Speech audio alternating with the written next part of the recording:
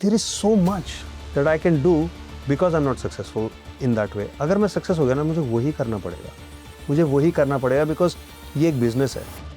आपके कुछ आलोचक हैं, कुछ ऐसे समीक्षक हैं जो ये बोलते हैं, जो ये समझते हैं, जो हम लोग पहले भी बातचीत कर रहे थे कि रोडीज में जो आपको सफलता मिली या जो आपको कामयाबी मिली, आप कहीं ना कहीं उस छवि से दूर भागते हैं, लेकिन रोडीज के अलावा आपको उस लेवल की कामयाबी कभी नहीं मिल पाई जो आपको रोडीज में मिली। आपने फिल्मों में ट्राई किया, आपने होस्टिंग की, या आपने कॉमेडी में भी ट्राई किया।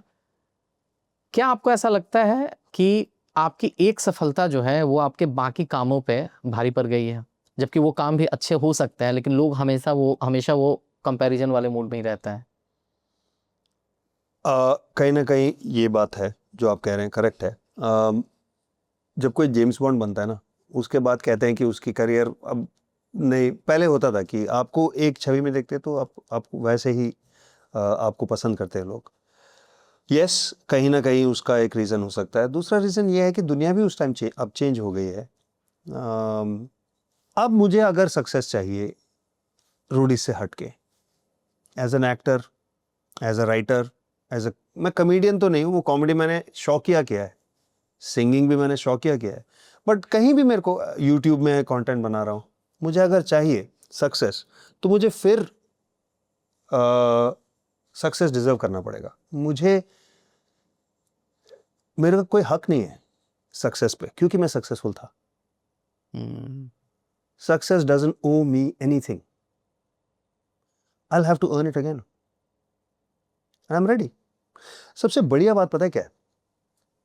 आई एम एंजॉयिंग इट। मुझे पहली बार ना सिर्फ वो छवि में मैं सक्सेस में मैं ट्रैप हो गया था, मैं उस लाइफ में भी ट्रैप हो गया था। मुझे मौके भी वही मिल रहे थे इसी टाइप के। अब इतने साल बाद मैं उससे थोड़ा फ्री हो चुका हूँ। मैं वो चीज़ें ट्राई कर सकता हूँ जो मैं करना चाहता हूँ।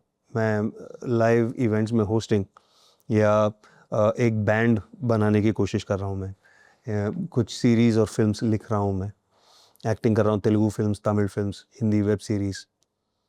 यूट्यूब में मैं एक शो शुरू किया, 2-3 शो, हाँ ऐसे 2-3 शो और कर। There is so much that I can do because I am not successful in that way. अगर मैं सक्सेस हो गया ना, मुझे वही करना पड़ेगा बिकॉज ये एक बिजनेस है। यूट्यूब में भी ना आपकी एक चीज सक्सेस होगी ना, आप वही करते जाओगे। रेप्लिकेट करने का हमारा बेस्ट केस सिनारियो है कि हम एक ही चीज में अटक जाएं, बट मैं अटक चुका हूं पहले, मैं अटकूंगा hopefully if I deserve it again. I am enjoying the process right now. Thank you for watching this full clip, और मैं आपसे वादा करता हूं कि इसका फुल पॉडकास्ट भी देख के आपको काफी मजा आने वाला है। Link in the description.